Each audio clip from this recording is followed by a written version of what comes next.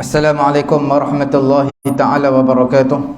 Alhamdulillahi rabbil alamin.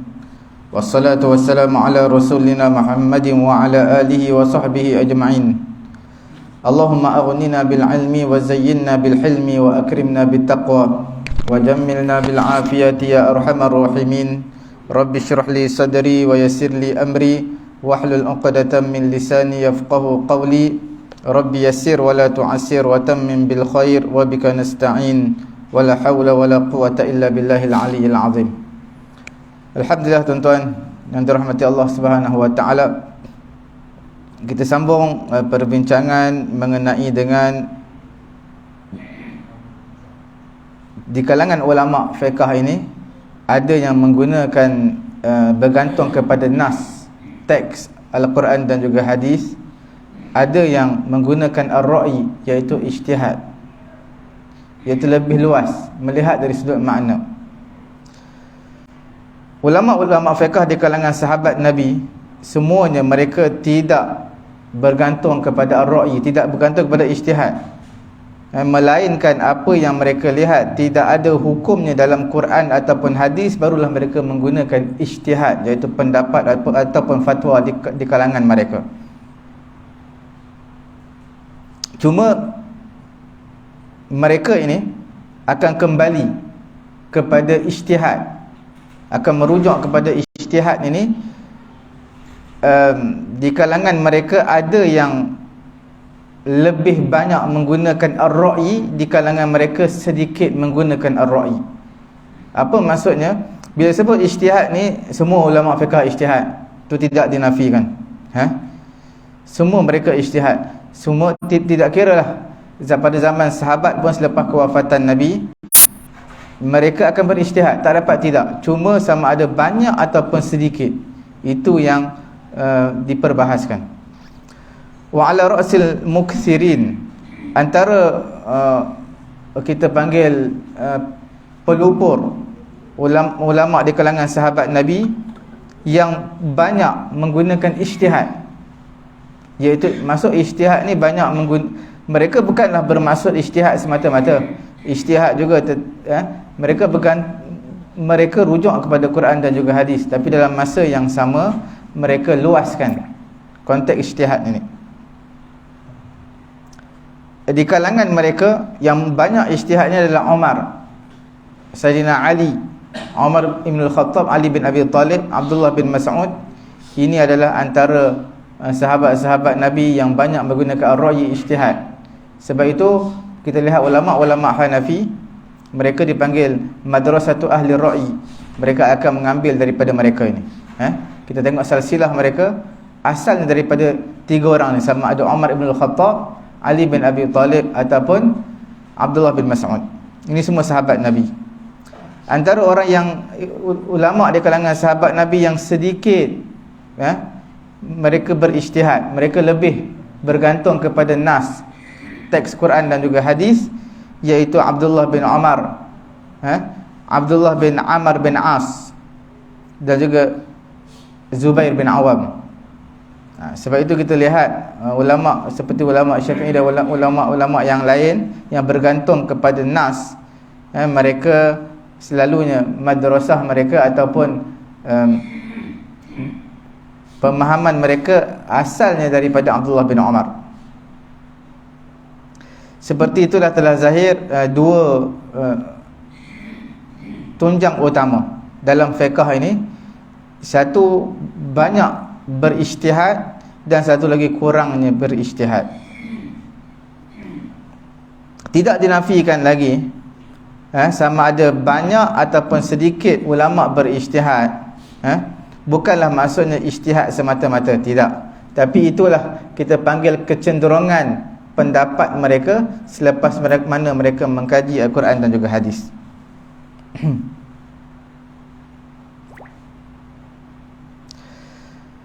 Di kalangan mereka ada mereka melihat kepada nas dan istinbat terus hukum, mengeluarkan hukum daripada Quran dan juga hadis. Mana al-wuquf 'inda zahirin nusus wal ma'na al-mutabadir minha. Mereka terus apa yang ayat Quran kata, apa yang hadis kata, mereka terus bergantung keluar ke hukum daripada itu. Apa yang makna yang mudah difahami, yang segera difahami pada hadis dan Al-Quran, itu yang mereka berpegang. Di kalangan mereka juga ada yang mereka cenderung kepada ahlul ra'i. Yang tidak cenderung kepada ijtihad ini, mereka bergantung aja kepada Quran, teks Quran dan juga hadis. Apa Quran kata, Quran hadis kata, mereka tak takwil, tak tafsir panjang. Dan mereka tidak melihat kepada illah ataupun makna illah.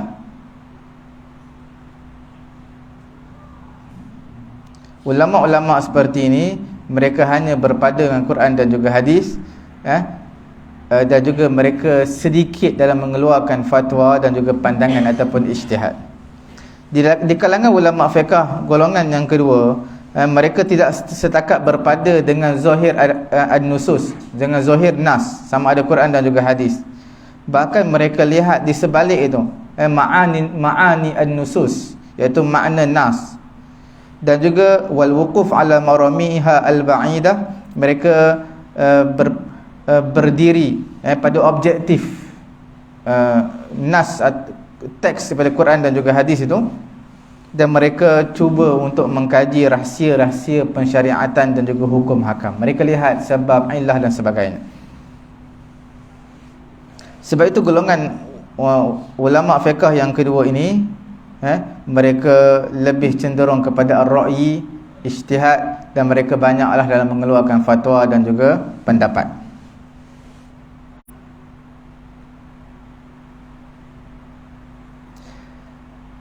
Didapati dua golongan ini, ulama yang banyak berijtihad, ulama yang kurang berijtihad. Semenjak pada zaman Nabi lagi memang ada ulama seperti ini yang banyak berijtihad, yang kurang berijtihad banyak bergantung kepada makna zahir Quran dan juga hadis. Kerana itulah dipanggil sebagai fitratul faqih, fitrah ulama-ulama fiqh. Mereka akan mengkaji yang lebih cenderung kepada zahir daripada Quran dan juga hadis, dan ada yang melihat kepada falsafah, kepada rahsia, kepada objektif, kepada maqasid daripada teks Quran dan juga hadis. Diriwayatkan bahawa Nabi SAW perintahkan sahabat-sahabat Nabi untuk pergi ke Bani Quraidah, Yahudi Bani Quraidah, di perkampungan mereka. Maka wa amaruhum an yusallu al-asra fi Bani Quraidah. Maka Nabi perintahkan mereka sembahyang asar di Bani Quraidah. Apabila masuknya waktu asar, sebahagian orang Islam sembahyang di tengah jalan, sebab dah masuk waktu asar. Dan mereka kata ma arada Rasul biqaulihi illa sur'ah. Mereka kata maksud Nabi sembahyang asar di Bani Quraidah, maksud Nabi adalah as-sur'ah, cepatkan perjalanan supaya perjalanan kamu sampai ke Bani Quraidah cepat boleh sembahyang asar di sana. Tapi kalau dah masuk asar, sembahyang asar dulu. Wa ma arada minna ta'khir as-salah an waqtiha. Dan Nabi bukanlah bermaksud untuk melewatkan solat asar daripada waktu dia, bukan. Itu satu grup kata begitu.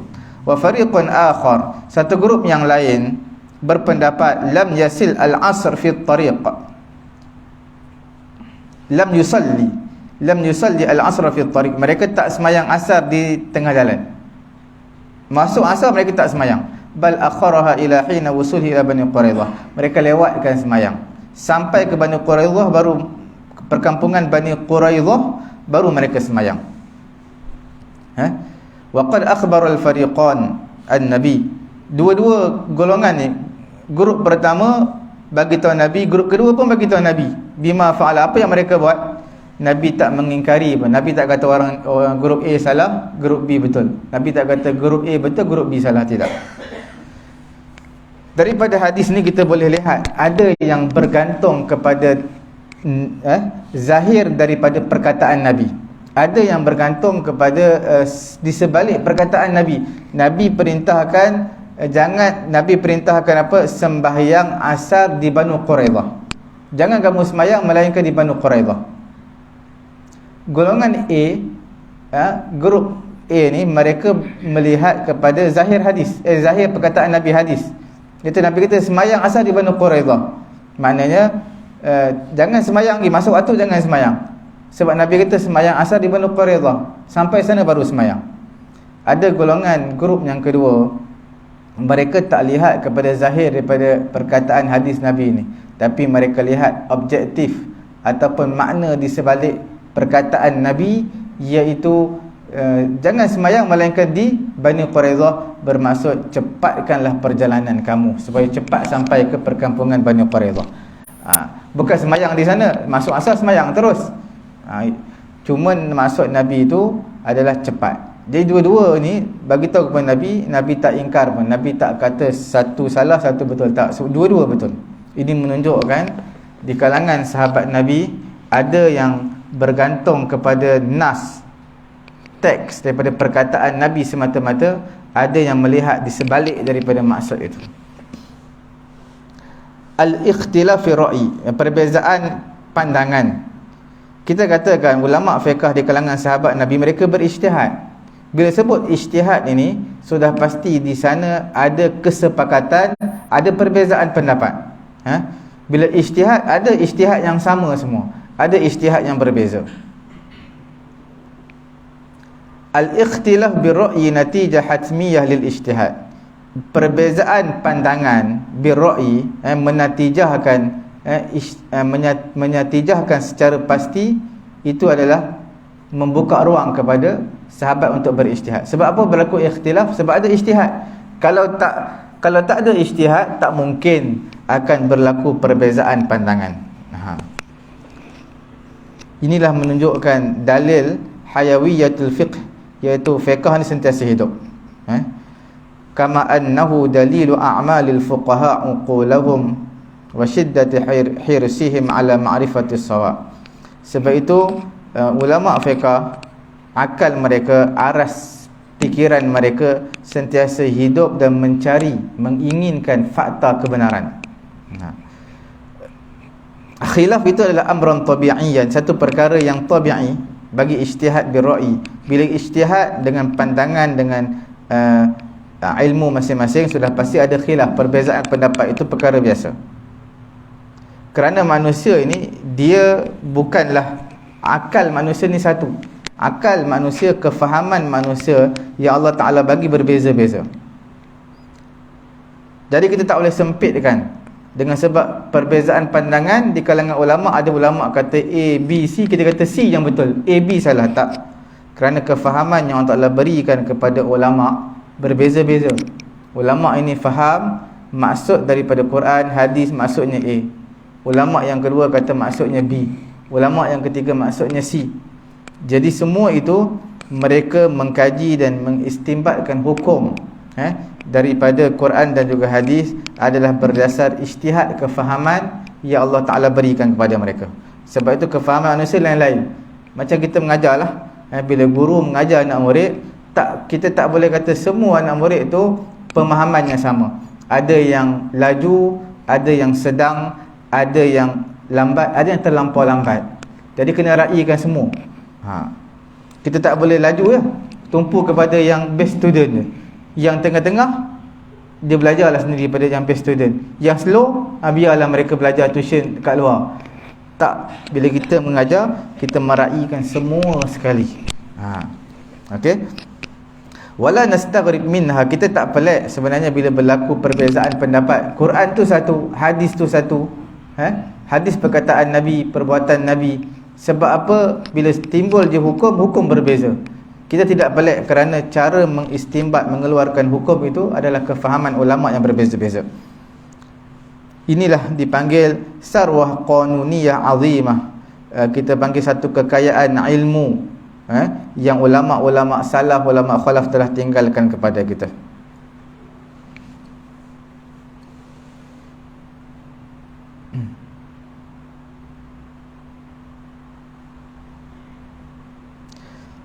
Apabila kita tahu hakikat sebenar perbezaan pendapat di kalangan ulama, ada ulama kata A, B dan juga C, pelbagai pandangan, maka bila kita tahu hakikat sebenar bagaimana perbezaan ini berlaku, maka kita telah terselamat daripada da'i ta'assub az-zamim. kita telah terselamat daripada ekstrim dalam memegang sesuatu pandangan. Bila kita pegang satu pandangan, tak boleh kata pandangan orang lain semua salah. Tak, kita tak boleh kata salah. Itu adalah contoh pandangan mazhab Syafi'i, maka itu yang dipegang.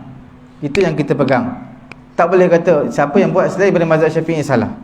Sebab bila kita faham sebenar bagaimana ijtihad, berlakunya perselisihan pendapat di kalangan ulama kerana berbezanya pemahaman terhadap sesuatu teks daripada Quran dan juga hadis, maka kita akan tidak menyalahkan orang lain dan kita tidak ta'assub az-zamim, iaitu satu ekstrim yang melampau dalam berpegang kepada sesuatu mazhab. Kerana syariat ini awsa' min an yuhitaha mazhab mujtahidan muayyan sawa'un akana hadzal mujtahid al-faqih sahabiyan atau ghairu sahabi. Kerana syariat ini adalah luas. Dia taklah kita kata syariat Islam bergantung pada satu mazhab, tidak. Bergantung kepada sesuatu seorang ulama mujtahid yang tertentu ataupun kepada mazhab yang tertentu, tidak. Sebenarnya bila sebut tentang mujtahid, ulama yang boleh pandai mengeluarkan fatwa, memahami dalam segala bidang ilmu, cabangan ilmu, tak kiralah sahabat ataupun bukan sahabat, syariat luas. Siapa saja kita boleh untuk berpegang. Cuma dalam skop kita pada hari ini 4 mazhab lah. Walihadza faqad ikhtalafa fuqaha as-sahaba fi ba'd ma ijtahadu fih. Oleh yang demikian, ulama fiqh di kalangan sahabat Nabi, mereka juga berbeza pandangan mengenai sebahagian apa yang mereka ijtihadkan. Di kalangan sahabat-sahabat Nabi, pemahaman mereka lain-lain. Jadi ijtihad, mereka mengeluarkan fatwa ataupun pandangan juga lain-lain, tak semua sama. Sebab berlakunya perselisihan pandangan di kalangan ulama fiqh, kita lihat ada beberapa sebab lah. Antara sebab yang pertama, ikhtilafuhum bisababi ilmi al-ba'd bis-sunnah wa adami ilmi al-ba'd al-akhar biha. Perbezaan hukum di kalangan ulama fiqh dengan sebab sebahagian mereka tahu ini adalah hadis sampai kepada mereka, sebahagiannya tak sampai hadis itu kepada mereka. Sebab zaman dulu tak ada WhatsApp, zaman dulu tak ada mesej, tak ada telefon apa. Jadi mereka menuntut ilmu yang mana sampai hadis tu kepada mereka. Jadi mereka ada knowledge, ada ilmu tentang benda tu. Kalau hadis tersebut tak sampai, walaupun ada hadis tapi tak sampai kepada mereka, jadi mereka tak tahu. Bila mereka tak tahu, mereka tak mengeluarkan hukum lah, mereka keluarkan hukum lain, sebab teks hadis tu tak sampai kepada mereka. Hadis pada zaman sekarang telah pun mudawwanah, iaitu telah dibukukan. Semua kita hadis bukan sekadar buku, dalam digital, dalam iPad, laptop, handset, semua dah ada, tak jadi masalah. Pada zaman dahulu, pada zaman ulama-ulama fiqh dahulu, pada zaman sahabat juga selepas sahabat Nabi, mereka tak ada dibukukan macam kita. Jadi bergantung kepada hafalan yang mereka ada. Wa innama kana muwazza'a fi ma bainahum, dan hadis ini adalah tersebar di kalangan mereka. Orang ni hafal hadis ni, orang ni hafal hadis ni, begitu. Faqad ya'lam ba'dhum minha ma la ya'lamuhu al-akharun. Sebahagian di kalangan mereka tahu sebahagian hadis ni, orang yang lain tak tahu tentang hadis ni. Wa qad tarattaba 'ala dhalik anna man 'alima sunnatan nabawiyyah muayyanah afta bi muqtadaha. Jadi bila mana ada yang tahu hadis, ada yang tak sampai hadis kepada mereka, sudah pasti yang sampai hadis kepada mereka, mereka akan fatwa dengan tuntutan daripada hadis tadi. Siapa yang tak sampai hadis kepada mereka, maka mereka akan berijtihad, sebab hadis tak sampai kepada mereka. Itu yang mereka akan berijtihad. Rubama wafaqa ijtihaduhu hukm sunnah, kemungkinan bertepatan ijtihad mereka dengan hukum hadis, kemungkinan tak berbeza dengan hukum daripada hadis tadi. Contoh, orang A dan juga orang B. Orang A, hadis ni sampai kepada dia, Jadi bila datang sesuatu hukum, dia terus memberi pandangan ataupun fatwa dia berdasarkan hadis tu. Orang B, hadis tak sampai kat dia. Jadi bila tak sampai sesuatu isu, macam mana dia nak selesaikan? Dia ijtihad, mengeluarkan pandangan dia. Kemungkinan pandangan dia tu sama dengan hadis ataupun bertentangan dengan hadis. Di antaranya Umar bin Khattab, ma kana yara anna asabi' al-yad fi diyah sawa hatta balaghathu sunnatun nabi al-qadiyah fi musawat asabi' al-yad fi diyah fa'adala an ra'yi. Contohnya seperti mana Umar bin Khattab, pandangan dia mengenai diat jari ni, diat tangan, diat pandangan mengenai dengan jari tangan, diat jari tangan. Diat ni makna pampasan. Kalau jari kelingking putus, seseorang putuskan jari kelingking orang lain, kena bayar berapa. Kalau jari telunjuk kena bayar mungkin tinggi sikit. Kalau ibu jari mungkin tinggi lagi. Jadi setiap jari tu nilainya berbeza-beza. Itu pandangan daripada Umar ibn Khattab.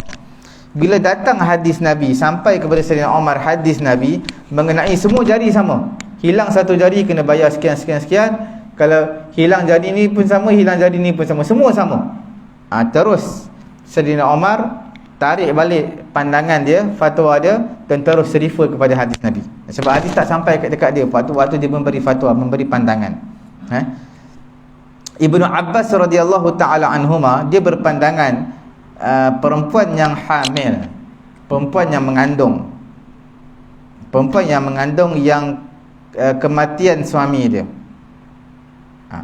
Bila mana dia sedang mengandung, suami dia mati, jadi iddah dia yang mana satu? Iddah mengandung ke ataupun iddah kematian suami? Iddah mengandung ni sampai beranak lah.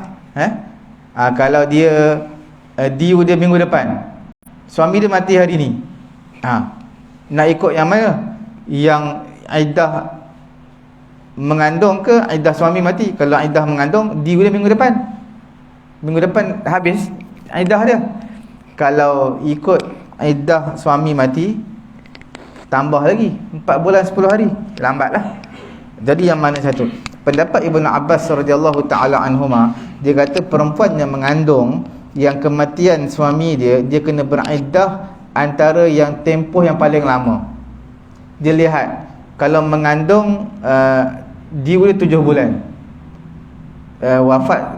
iddah kematian suami 4 bulan 10 hari, maka ambil yang mengandung 7 bulan. Kalau dia mengandung dia bulan depan, iddah kematian suami 4 bulan 10 hari, ambil iddah yang kematian suami 4 bulan 10 hari. Ambil yang paling jauh, paling lama tempohnya. Kerana apa dia berfatwa seperti itu Ibnu Abbas? Ambil yang paling jauh, paling lama, kerana hadis Nabi tak sampai kat dia mengenai hadis Subai'ah al-Aslamiyah, ketika mana Nabi bagi tahu kepada Subai'ah al-Aslamiyah anna iddatuha tanqadi biwad'i hamliha. Sebenarnya iddah ini, kamu lahir maka habis iddah kamu lahir anak, habis iddah kematian suami pun habis, iddah kamu mengandung tadi pun habis, semua habis, iddah tu habis. Sebab apa Ibnu Abbas fatwa dia bertentangan dengan hadis Nabi? Sebab hadis tak sampai kat dia lagi. Hadis Subai'ah al-Aslamiyah ni tak sampai lagi kepada dia. Bila mana Nabi bagi tahu hadis Subai'ah al-Aslamiyah, Nabi bagi tahu kepada dia tempoh perempuan yang mengandung yang kematian suami adalah melahirkan anak, maka barulah Ibnu Abbas berpegang dengan hadis tersebut. Zaid bin Sabit, Abdullah bin Amr, dan juga selain daripada keduanya, selain daripada Zaid bin Sabit dan juga Abdullah bin Amr, mereka berpandangan perempuan yang kematian suaminya sebelum bersama dengan suami dia, tak bersama lagi, tak bersetubuh lagi dengan suami dia, dan juga sebelum ditetapkan mas kahwin je, mahar perempuan tadi, mas kahwin tak tetap lagi, tapi dah kahwin dah, dan juga bersama tak lagi, tapi suami dia dah mati. Mas kahwin tak tetap lagi, suami dah mati. Alla syai'a laha minal mahri, maka ulama kata tidak ada mahar untuk dia, tak ada mas kahwin untuk dia, untuk perempuan tadi. Sebab apa? Dia kahwin-kahwin, mas kahwin tak tetap lagi, tiba-tiba tak bersama lagi, dan juga tak tetap mas kahwin lagi, suami dah mati. Mungkin kena serangan jantung ataupun kemalangan, lepas setengah jam akad nikah kemalangan, mati. Tak ada mahar. Itu pendapat daripada Abdullah bin Umar, Abdullah bin Amar, dan juga Zaid bin Sabit dan selain daripada keduanya. Sebab apa? Li'annahum lam tablughuhum sunnatun nabi, kerana mereka tidak sampai kepada mereka hadis Nabi. Wa fi Barwa' binti Washiq alladhi ja'ala laha mahrul misl, yang mana hadis Barwa' binti Washiq yang mana Nabi menjadikan untuk dia mahar misil. Mahar ada juga, tapi mahar misil, mahar kita panggil mahar yang seumpama dia lah. Kalau kawasan tu, contoh negeri lah, kalau negeri tu berapa, kena bayar lah mahar misil lah. Itu maksud mahar misil. Dia orang mana? Dia orang Kedah, jadi mas kahwin sana berapa, bayar tu. Jadi Abdullah bin Amar dan juga Zaid bin Sabit dan juga ulama-ulama yang lain yang mereka kata tak ada mahar, itu adalah kerana hadis Barwa' bin Washiq tak sampai kepada dia. Kalau sampai kepada hadis ni, sampai kepada mereka, pasti mereka akan menyatakan apa dia? Iaitu mahar misil, bayar mahar misil. Okey, itu antara 3 contoh lah yang kita ambil, iaitu pertama ijtihad Umar Ibn Khattab yang berbeza dengan hadis, kerana hadis tak sampai kat dia lagi. Dan perkara kedua pendapat Ibn Abbas yang menyatakan perempuan yang kematian suami, yang mana dia sedang mengandung, apakah iddah dia. Dan yang ketiganya pendapat Zaid bin Sabit dan juga Abdullah bin Amar mengenai dengan perempuan yang kematian suami tapi tak bersama lagi dan tak tetap mas kahwin lagi. Ini semua 3 contoh ini menunjukkan perbezaan di kalangan ulama dahulu pada zaman sahabat Nabi adalah kerana hadis tak sampai kepada mereka. Perbezaan di kalangan ulama, sebab yang kedua adalah ikhtilafuhum bisababi adami wusuqihim bis sunnah, dengan sebab mereka tidak berpegang, tak percaya kepada sebahagian di kalangan mereka dalam hadis. Faqad yajhal ahaduhum as-sunnah fa idza ruwiyat lahu rubama la yatma'inna bi riwayatihi wa la yasiqu bi rawiha li ayyi sababin kana fala ya'khudh biha. Contohnya seseorang hadis sampai kat dia, tapi dia kata saya tak yakin dengan perawi hadis ni, dengan orang yang meriwayatkan hadis ni saya tak yakin, dia pun ingatan tak apa nak kuat sangat. Saya tak yakin dengan dia. Disebabkan perkara ini juga mungkin berlaku. Jadi bila mana dia tak yakin terhadap perawi, orang yang meriwayatkan hadis, maka sudah pasti dia tak berpegang dengan hadis tadi. Fa min dzalika anna Umar ibn al-Khattab, sebab itu Umar ibn al-Khattab dia tak berpegang dengan hadis Fatimah binti Qais, haitsu qalat inna an-nabi lam yafrud laha nafaqatan wala sakna wala sukna lamma talaqaha zawjuha ba'inan. Hadis Fatimah binti Qais di mana dia kata Nabi SAW tidak menentukan untuknya nafkah. Nabi tak mewajibkan suami berikan kepada dia nafkah. Nafkah tak wajib, tempat tinggal pun tak wajib beri. Apabila suami dia menceraikan dia dengan talak bain. Talak bain ni maksudnya talak yang tak boleh dirujuk balik. Tak kira lah talak dipanggil talak khulu' ke, fasah ke, ataupun talak 3 ke. Jadi bila mana talak bain ini, Nabi kata tak perlu bagi nafkah dan juga tidak perlu bagi tempat tinggal, tak perlu sediakan tempat tinggal. Sayyidina Umar tak berpegang dengan hadis ni. Sebab apa? Sebab dia tak hilang kepercayaan Sayyidina Umar terhadap perawi hadis ni. Okey. Perkara yang ketiga adalah sebab perbezaan pandangan di kalangan ulama dengan sebab berbeza mereka dalam memahami nas, teks Al-Quran dan juga hadis. Seperti mana yang saya bagi tahu tadi, pemahaman ulama ni berbeza-beza. Contoh dalam iddah, dalam iddah ini dalam Quran menyebutkan wal mutallaqatu yatarabbasna bi anfusihinna thalathata quru. Okey. Perempuan yang ditalak kena beriddah 3 kali suci, 3 kali suci. Cuma 3 quru tu ulama berbeza pendapat apakah yang dimaksud dengan quru. Quru ini sebahagian ulama menyatakan maknanya suci, 3 kali suci, 3 kali tak datang haid baru habis iddah. Sebahagian ulama, contohnya ulama Hanafi, dia menyatakan yang dimaksudkan dengan quru itu adalah haid, 3 kali haid, 3 kali datang haid, kemudian suci, barulah habis iddah dia. 3 kali datang haid baru habis iddah dia. Kan berbeza. Apa iddah dalam mazhab Syafi'i, perempuan yang ada haid dicerai oleh suami dia 3 kali suci. Maksud 3 kali suci,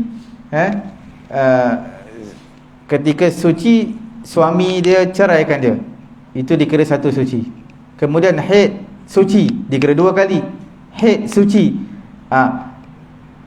suci kali yang ketiga itu adalah dia dah habis. Suci kali yang ketiga kali suci, 3 kali suci, masuk je haid kali yang berikutnya, maka telah dibenarkan untuk dia, dibenarkan apa tu? Untuk dia berkahwin, sebab dah habis 3 kali suci. Maksud haid kali yang ketiga. Haid kali yang ketiga dah boleh nikah lain. Berbeza dengan mazhab Hanafi. Mazhab Hanafi kata 3 kali tersebut bukan 3 quru, adalah 3 kali haid. Datang haid 3 kali, kemudian suci baru boleh berkahwin. Ini makna pemahaman mereka dari segi bahasa lah, lughah, language. Perkara yang keempat, ikhtilafuhum bisababil ijtihad. Okey, berbeza pandangan di kalangan mereka ini adalah kerana dengan sebab ijtihad mengenai suatu perkara yang tak ada nas, tak ada teks daripada Quran dan juga hadis. Jadi ulama ijtihad, bila ijtihad akan menatijahkan pandangan yang pelbagai. Contohnya, ada beberapa masalah yang berlaku pada sesuatu zaman, dan tidak ada pun nas menceritakan hukum masalah tersebut. Jadi ulama-ulama fiqh mereka berijtihad mengeluarkan hukum. Dan cara mereka dalam istinbat hukum, mengeluarkan hukum itu, dalam sesuatu isu itu pelbagai. Ada yang mereka menggunakan qiyas, ada yang mereka menggunakan maslahat, berpegang kepada maslahat. Ada yang menggunakan qiyas, ada yang menggunakan sadduz zari'ah, iaitu adalah term-term dalam ilmu usul fiqh, nanti kita akan bincangkanlah. Dan juga ada yang berpegang dengan dalil-dalil yang lain. Wal anzar takhtalif fi hadhihi al-asalib. Jadi sudut pandang mereka itu berbeza-beza. Ada yang kata dalam bab ni kita kena kiaskan dengan hukum ni. Ada yang kata tak perlu kias, kita tengok kepada maslahat. Jadi sebab itu menatijahkan hukum yang pelbagai. Okey. Wal ara' tatabayan fiha. Pandangan, ijtihad, fatwa itu berbeza-beza dalam sesuatu isu. Mimma yuaddi ila wuqu'il khilaf fi hadhihi al-masail, yang menyebabkan berlakunya khilaf pandangan, perbezaan pandangan di kalangan ulama. Contohnya Abu Bakar ini, dia yusawi bainan nas fil ata, dalam pemberian harta ghanimah, pemberian harta rampasan perang, dia akan berikan sama rata, semua sama rata. Sampai Sayyidina Umar yukhalif bainahum ala asasi sabaqathum fil Islam. Sampai Sayyidina Umar dia tak ikut cara Sayyidina Abu Bakar. Sebab apa? Dia bagi tak sama rata. Sebab Saidina Umar mengikut kepada asas siapa yang masuk Islam awal maka dia dapat lebih. Asas kepada ikhtilaf pandangan, perbezaan pandangan pada merealisasikan keadilan dalam pemberian. Al-adl fil ata. Adil dalam pemberian mengikut pandangan daripada Abu Bakar, dia kata semua bagi sama rata. Mengikut adil pada sudut pandang Saidina Umar, bukan sama rata siapa yang lama senior dalam Islam, awal-awal masuk Islam, yang mana mereka berhijrah ke Habasyah, kemudian berhijrah bersama Nabi ke Madinah. Mereka ini orang yang awal, orang awalin, senior, sahabat senior. Mereka ini perlu diberikan bahagian mereka lebih berbanding generasi yang datang selepas mereka. Itu baru namanya adil.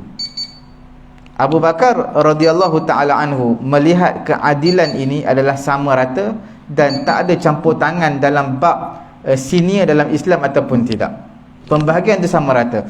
Umar pula dia melihat sempurnanya adil itu lihat kepada siapa yang berhijrah awal ke Habasyah, berhijrah ke Madinah, yang banyak membantu Islam. Jadi mereka ini adalah orang yang terima pembahagian harta terlebih berbanding orang generasi yang datang selepasnya. Ini sudut pandang yang berbeza. Sama macam politik juga. Nak selesaikan kemelut hutang negara. Contoh, datang PM yang ke-15 lain, PM yang ke-16 lain. Sebab apa? Caranya lain, sudut pandang yang berbeza. Kefahaman yang Allah bagi itu berbeza. Jadi bila berbeza cara penyelesaian, ni bawa cara A, ni bawa cara B, ini ikut jalan ni ikut jalan ni. Jadi kita tak boleh kata ni salah ni salah, sebab sudut pandang berbeza. Macam Saidina Abu Bakar dan juga Umar, apa yang dimaksudkan adil dalam pembahagian harta? Adil, Abu Bakar kata semua sama rata. Umar pula tak, dia kata maksud adil ini adalah yang senior, yang banyak susah payah untuk tegakkan Islam, mereka ni kena bagi lebih. Yang generasi belakang ni mereka dah senang dah banyak, kena kurang sikit pembahagian harta mereka. Nak azan? Tadi kata nak azan, tak nak.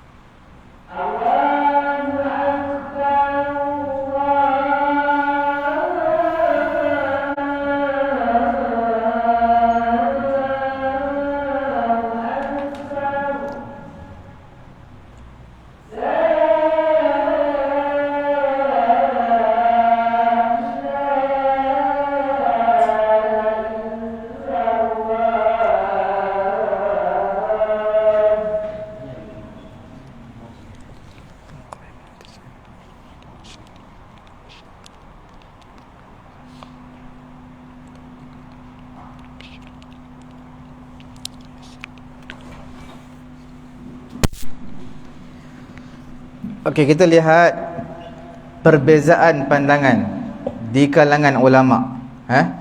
Perbezaan pandangan mengenai satu isu yang tak ada hukum, tak ada nas, teks daripada Quran dan juga hadis. Contoh yang kedua adalah pandangan Umar Ibn Khattab mengenai perempuan yang mana telah dinikahi dalam iddah dia. Perempuan dalam iddah tak boleh nikah, tapi dia nikah dan telah bersama dengan suami dia. Maka Sayyidina Umar bagi fatwa, bagi ijtihad dia, dia kata apa? Haram kepada lelaki tadi hurmah mu'abbadah ba'da tafriq. Tak boleh lagi kahwin, diharamkan selama-lamanya. Tak boleh kahwin dah. Mana siapa yang kahwin dengan perempuan dalam iddah, maka difasahkan. Difasahkan maksud diceraikan, dipisahkan, tak boleh lagi bersama dengan perempuan tu walaupun selepas iddah nak kahwin balik, tak boleh dah selama-lamanya. Itu pandangan Sayyidina Umar. Sebab apa? Dia punya fatwa keras sangat, sebagai uqubatan lahu warida'an lil akharin, sebagai satu hukuman bagi suami tadi. Tak sabar-sabar nak kahwin dengan perempuan iddah, yang perempuan tu pun satu juga. Dia diam je, dah tahu dalam iddah tak nak bagi tahu. Sebagai satu hukuman berat bagi mereka dan juga satu gertakan kepada orang lain, jangan buat macam ni. Bila sampai saja kepada isu ni kepada Ali bin Abi Talib, pandangan dia terus berbeza, iaitu la da'iya li tahrimiha alaih. Dia kata tak perlulah haram selama-lamanya, cukup dengan dipisahkan, difasahkan suami isteri ni, sebab mereka kahwin dalam iddah tak sah, dan juga difasahkan dan juga diberi ta'zir, diberi hukuman lah, bayar denda ke apa ke di atas perbuatan mereka. Itu je. Kemudian dah habis iddah nak kahwin lah, kahwin balik. Sebab apa berlaku ikhtilaf di sini, perbezaan pendapat?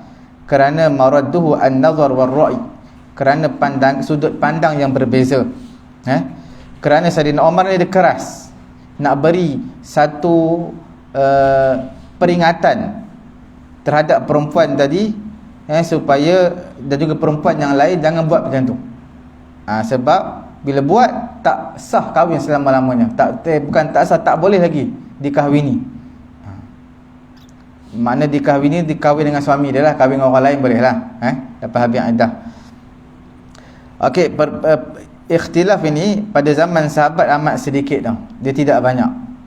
Sebab apa? Sebab mereka banyak berpegang kepada syura, apa yang ahli kabinet dalam fatwa, ahli fatwa tu pada zaman sahabat kata. Contoh pada zaman Abu Bakar, Omar, mereka ini kebanyakannya akan panggil beberapa orang sahabat yang senior, yang mujtahid. Mereka akan bincang dan keluarkan satu keputusan dalam sesuatu isu yang tak ada dalam Quran dan juga hadis. Sebab itu zaman mereka sahabat ini, fiqh pada zaman mereka fiqhan waqi'iyan, iaitu mereka tidak mengandaikan masalah yang belum berlaku. Apa masalah yang berlaku, maka mereka selesaikan. Sebab itu fatwa ataupun ijtihad mereka sedikit pada zaman sahabat ini. Sebab bila ijtihad mereka sedikit, jadi bila ijtihad sedikit, maka perbezaan pendapat pun sedikit. Bila mana ijtihad itu banyak, maka ikhtilaf pun banyak, perbezaan pandangan pun banyak. Sebab mereka lebih suka lebih banyak, biarlah orang lain yang memberi fatwa dalam isu ini.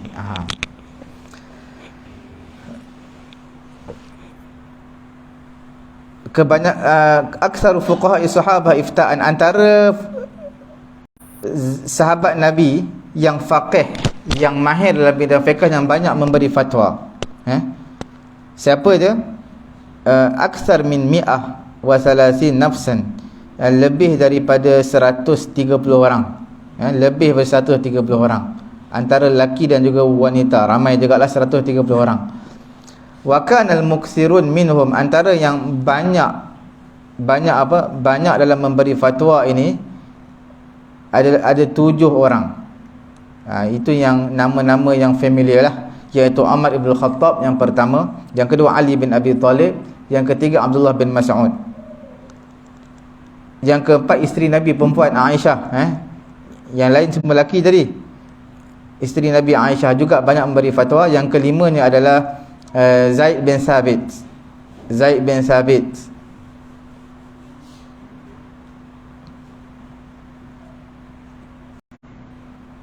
Dan yang keenamnya Abdullah bin Abbas.